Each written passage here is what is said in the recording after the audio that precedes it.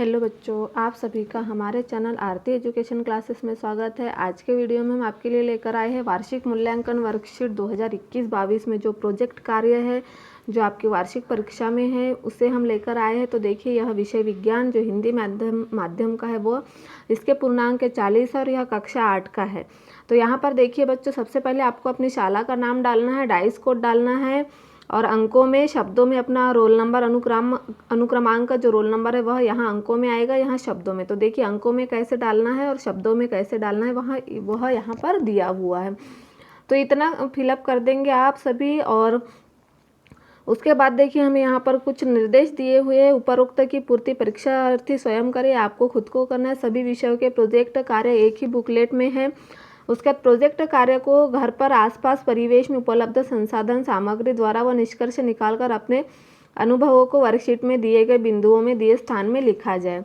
फिर project work को पूर्ण करने में आवश्यकता अनुसार अपने माता पिता, मित्र, भाई बहन, दादा दादी आदि किसी से भी आप चर्चा कर लिख सकते हैं। प्रोजेक्ट कार्य बच्चे द्वारा पूर्ण कर कक्षा शिक्षक के पास जमा करना। तो देखिए मूल्यांकनकर्ता के उपयोग के लिए है। फिर यहाँ पर देखिए, यहाँ से वर्कशीट पर का आरंभ होता है। तो ये जो वर्कशीट है ये आप सभी बच्चों को मिल चुकी है वार्षिक परीक्षा के लिए, प्रोजेक्ट कार्य के लिए है। तो यह बहुत महत्वपूर्ण है, आप हमारे वीडियो को ध्यान से और अच्छे से समझिए। तो देखिए, हम प्रश्न को पढ़कर निर्देशानुसार उत्तर लिखिए।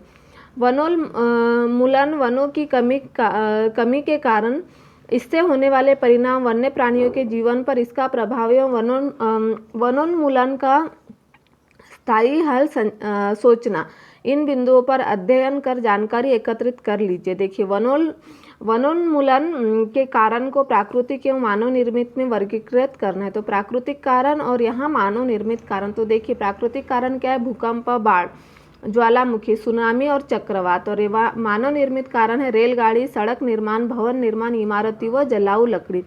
यह था हमारा वनोन्मूलन, वनों की कमी के कारण इससे होने वाले परिणाम एवं वन्य प्राणियों के जीवन पर इसका क्या प्रभाव पड़ता है वो हमने यहाँ पर बता दिए हैं। यह थे हमारे वनोन्मूलन के कारणों को प्राकृतिक एवं मानव निर्मित में वर्गीकृत कीजिए।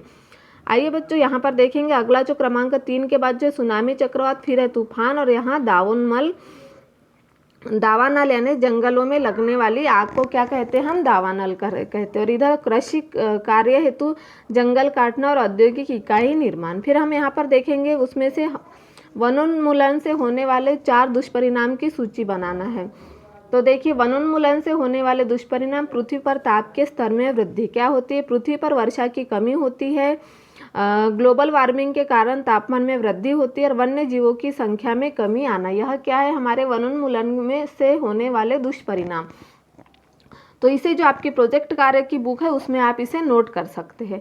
आइए बच्चों, इसमें सी क्रमांक दिया है, वनोन्मूलन से वन्य जीवों पर क्या प्रभाव पड़ता है अपने शब्दों में लिखिए। वन्य प्राणियों के चित्र चिपकाइए। यहाँ आपको वन्य प्राणियों की चित्र चिपकाना है। तो देखिए, यह है हाथी, बंदर, हिरन, भालू।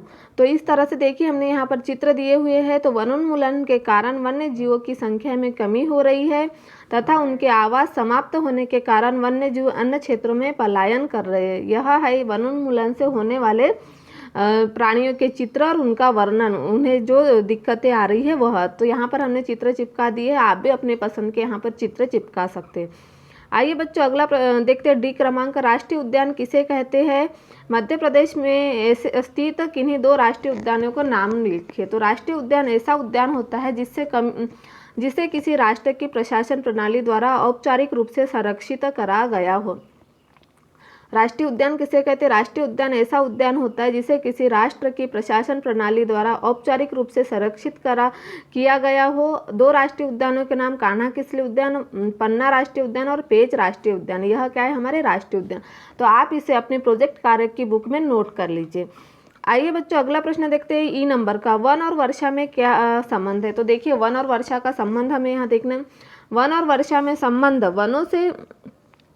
वनों से नमी रहने के कारण तापमान कम हो जाता है तथा जलवायु परिवर्तन होने से वर्षा होती है। वर्षा के जल का बहाव वनों के कारण कम होने से बाढ़, भूस्खलन और भू अपरदन नहीं होने तथा इससे भूमिगत जल स्तर में दिक्कतें होने लगती है। तो देखिए हमारा जब वन और वर्षा में संबंध है तो वनों से नमी रहने के कारण तापमान कम हो जाता है तथा जलवायु परिवर्तन होने से वर्षा होती रहती है। वर्षा के जल का बहाव वनों के कारण कम होने से बाढ़, भूकंप, भूस्खलन और भू अपरदन नहीं होते तथा इससे भूमिगत जल स्तर में घटाव होते रहती है। अगला प्रश्न है हमारा, इसे हमें कागज की बचत क्यों करना चाहिए? उन कार्यों की सूची बनाइए जिसके द्वारा आप कागज की बचत कर सकते। तो देखिए कागज का निर्माण बांस व अन्य पौधों के द्वारा किया जाता है। कागज का निर्माण क्या है? बांस व अन्य पौधों के द्वारा किया जाता है, जिसके कारण वनस्पति ऐसे पादप जिनमें कागज बनता है, प्रतिवर्ष उनकी भारी मात्रा में कटाई होती रहती है। कागज की बचत करने के उपाय: कागजों के स्थान पर कपड़े की थैली का उपयोग करना, रद्दी कागज से गत्ता व अन्य उपयोगी सामग्री बनाना और कागज का पुनः चक्रण कर पुनः उपयोग करना। इस तरह से हमें कागज की बचत क्यों करना चाहिए और उन कार्यों की सूची हमने यहाँ पर बताई है। आइए बच्चों अगला प्रश्न देखते हैं। प्रश्न क्रमांक 2, विभिन्न प्रकार के सूक्ष्म जीवों का अध्ययन कर उनसे संबंधित जानकारी एकत्र करना क्या है? सूक्ष्म जीव क्या है? देखिए हमें 1 नंबर का ऑप्शन दिया, सूक्ष्म जीव क्या है? तो ऐसे जीव जो अत्यंत छोटे होते हैं, ऐसे जीव क्या जो अत्यंत छोटे होते हैं, जिन्हें हम खुली आंखों से नहीं देख सकते। इन्हें देखने के लिए हमें सूक्ष्मदर्शी का प्रयोग करना पड़ता है। इन जीवों को सूक्ष्म जीव कहते हैं। ऐसे जीव जो अत्यंत छोटे होते हैं, जिन्हें हम खुली आंखों से नहीं देख सकते, इन्हें देखने के लिए हमें सूक्ष्मदर्शी का प्रयोग करना पड़ता है। इन जीवों को सूक्ष्म जीव कहते हैं। अगला प्रश्न, सूक्ष्म जीवों को कितने वर्गों में विभाजित किया गया है? नाम लिखिए। तो सूक्ष्म जीवों को 4 वर्गों में विभाजित किया गया है: जीवाणु, कवक, प्रोटोजोआ और शैवाल। सूक्ष्म जीवों को कितने भागों में विभाजित किया गया है? जीवाणु, कवक, प्रोटोजोआ और शैवाल, यह सूक्ष्म जीवों को 4 भागों में विभाजित किया गया है। अगला प्रश्न है प्रश्न क्रमांक 3, मनुष्य में सूक्ष्म जीवों द्वारा होने वाले सामान्य रोगों की सूची बनाइए। मनुष्यों में सूक्ष्म जीवों द्वारा जो सामान्य रोग होते हैं उनकी सूची बनाना है। क्षय रोग, टीबी, यह क्या होता है? जीवाणु से होता है। खसरा, यह वायरस से होता है। चिकन पॉक्स वायरस से होता है। पोलियो वायरस से। हैजा जीवाणु से। टाइफाइड जीवाणु से। हेपेटाइटिस वायरस है। और मलेरिया यह प्रोटोजोआ से होता है। तो इस तरह से मनुष्य के में सूक्ष्मजीव द्वारा होने वाले सामान्य रोगों की हमने यहाँ पर सूची बनाई। उसके बाद अगला प्रश्न देखते हैं, वर्तमान में भारतवर्ष में कौन सी महामारी वायरस द्वारा फैल चुकी है? बीमारी का नाम तथा उसके सामान्य लक्षण बताइए। तो देखिए सभी को पता है वर्तमान में भारतवर्ष में कोरोना वायरस महामारी फैली है।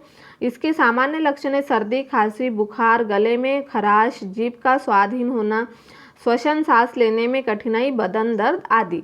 इससे क्या हो रहा है? जो अभी वर्तमान समय में कोरोना महामारी चल रही है वह वायरस द्वारा फैल चुकी है और बीमारी का नाम तथा उसके सामान्य लक्षण हमने यहाँ पर बता दिए हैं। आप भी इसे अपने प्रोजेक्ट की जो बुक है उसमें लिख ले, यह बहुत महत्वपूर्ण है आपके लिए। आइए बच्चों अगला प्रश्न देखते हैं। प्रश्न क्रमांक 5, हमारे जीवन में सूक्ष्म जीवों के उपयोग तथा हानिकारक प्रभावों को लिखिए। तो सूक्ष्म जीवों के उपयोग, औषधि निर्माण। सूक्ष्म जीवों का उपयोग कहाँ होता है? औषधि निर्माण में, जैसे अल्कोहल निर्माण में, सिरका, ब्रेड, चमड़ा साफ करने में, चाय पत्ती आदि है। यह क्या है? सूक्ष्म जीवों का उपयोग होता है। और इसके हानिकारक प्रभाव, मानव व पौधों रोग उत्पन्न करते हैं। मानव व पौधे क्या करते हैं? रोग उत्पन्न करते हैं। भोज्य पदार्थों को दूषित करते हैं और भोज्य पदार्थों को क्या करते हैं? यह दूषित करते। इस तरह से हमारे जीवन में सूक्ष्म जीवों का उपयोग तथा हानिकारक प्रभावों को यहाँ पर बता दिए। इस तरह से आज के वीडियो में हम आपके लिए लेकर आए थे जो वार्षिक मूल्यांकन है हमारा 2021-22, उसके प्रोजेक्ट कार्य, जिसमें कि विज्ञान विषय का प्रोजेक्ट कार्य हिंदी माध्यम का है। तो आप इसे अपने प्रोजेक्ट कार्य के बुक में नोट कर लीजिए।